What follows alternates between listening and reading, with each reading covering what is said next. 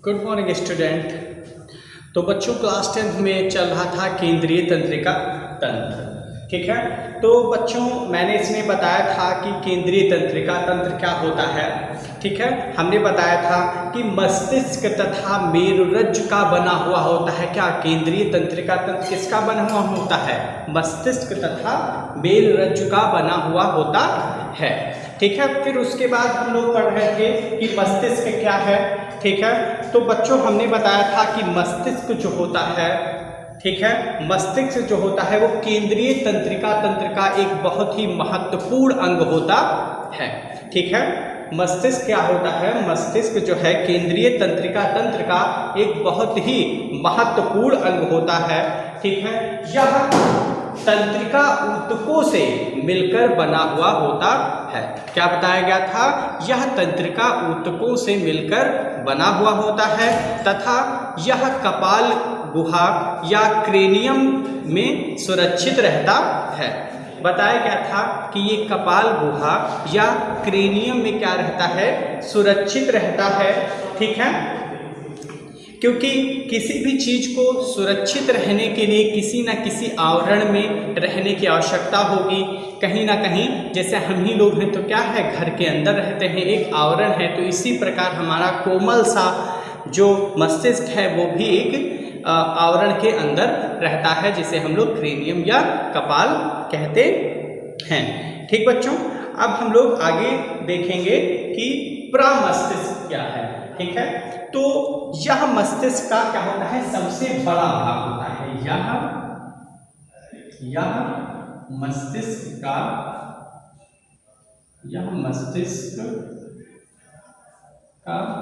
सबसे बड़ा भाग होता है। बड़ा भाग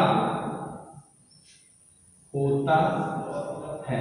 ठीक है, ये मस्तिष्क का सबसे बड़ा भाग होता है। लगभग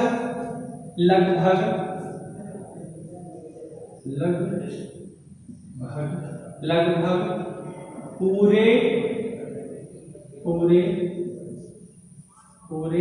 मस्तिष्क का 9/10वां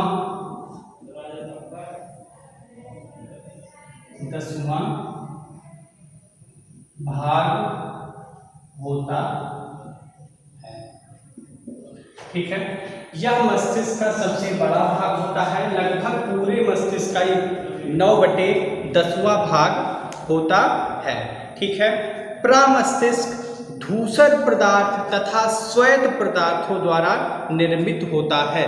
प्रमस्तिष्क क्या है बेटा? प्रमस्तिष्क जो है,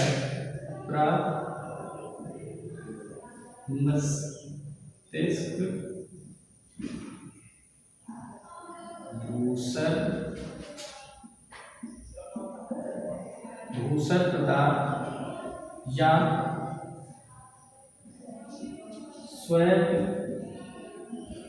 श्वेत पदार्थ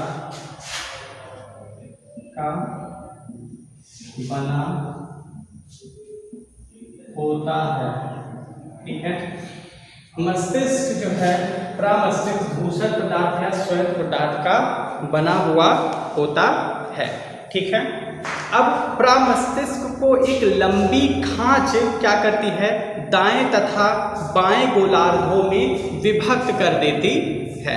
ठीक है, ये बात इतनी आपको पता चली। अब देखते हैं प्रमस्तिष्क का कार्य है क्या ना।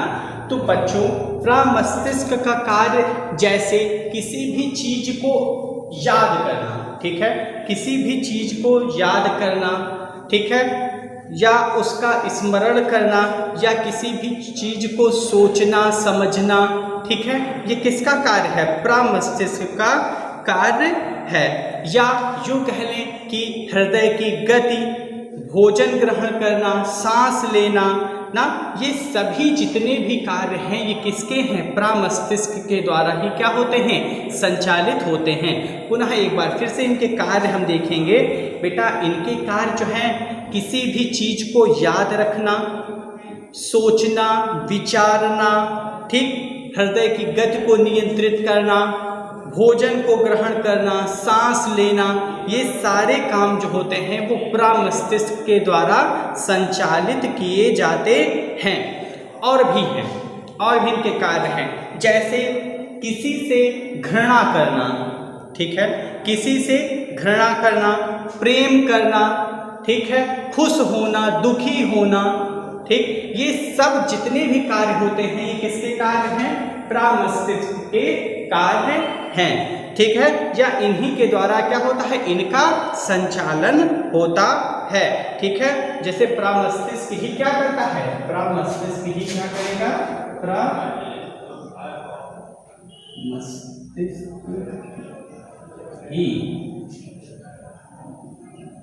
प्रमस्तिष्क ही क्या? घृणा, प्रेम, ठीक है, घृणा,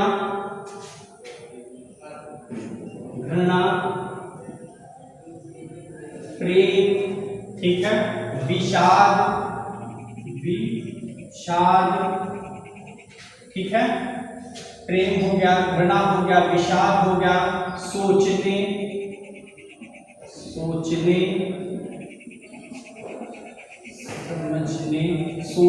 समझने, सांस लेने, हृदय की गति को नियंत्रित करना,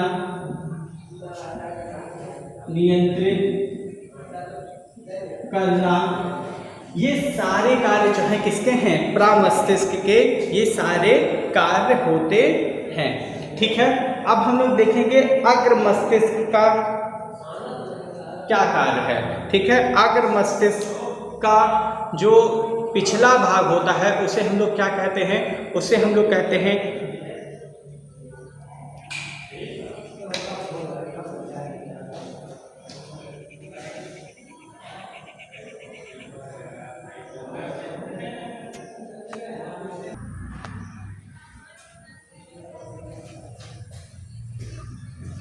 चलिए इसके बाद देखते हैं अग्र मस्तिष्क, ठीक है।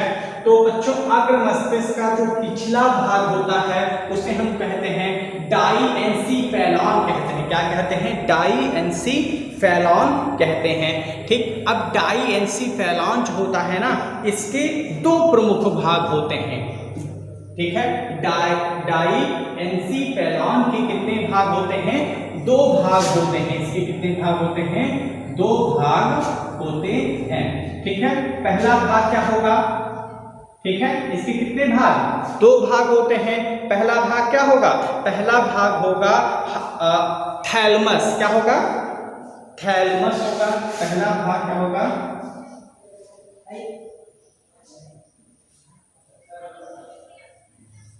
ठीक है, पहला भाग थैलमस होगा तथा दूसरा भाग क्या होगा?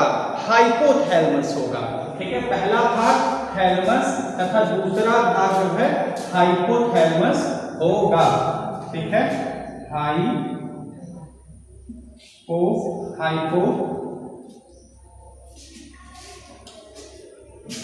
ठीक है। पहला भाग थैलमस तथा दूसरा हाइपोथैलमस होगा, ठीक है। तो थैलमस का कार्य क्या है? थैलमस का कार्य क्या है? दर्द, ठीक है। थैलमस का कार्य क्या है? दर्द, ठंड व गर्म को पहचानने का क्या करता है? कार्य करता है। तो थैलमस जो है वो किसका काम करता है बच्चों? थैलमस जो होता है वो ठंड, गर्म या इन सब चीजों को पहचानने का कार्य किसका होता है? थैलमस का होता है।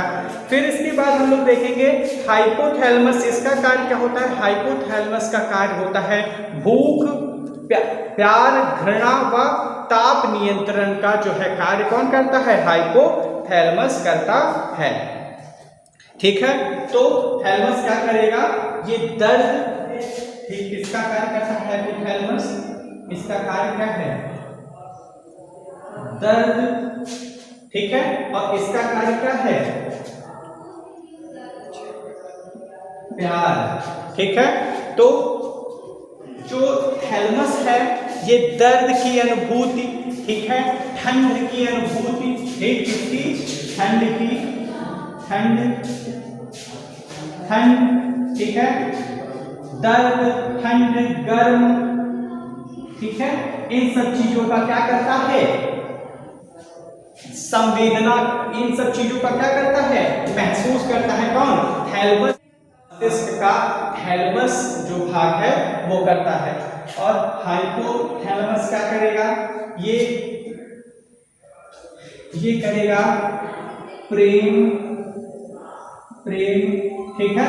जैसे हमारे अंदर कैसी कई सारी संवेदनाएं होती हैं, जैसे प्रेम करना, ठीक है, प्रेम की अनुभूति, तो ये सब कौन करेगा, हाइपोथैलेमस करेगा, ठीक है। तो बच्चों ये क्या करता है, प्रेम हो गया, भूख लगना, घृणा होना ना, प्रेम, भूख लगना,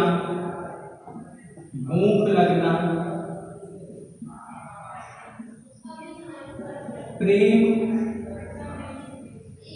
की अनुभूति, ठीक है, प्रेम की अनुभूति, ये सारे कार्य जो है कौन करेगा, हाइपोथैलेमस करेगा।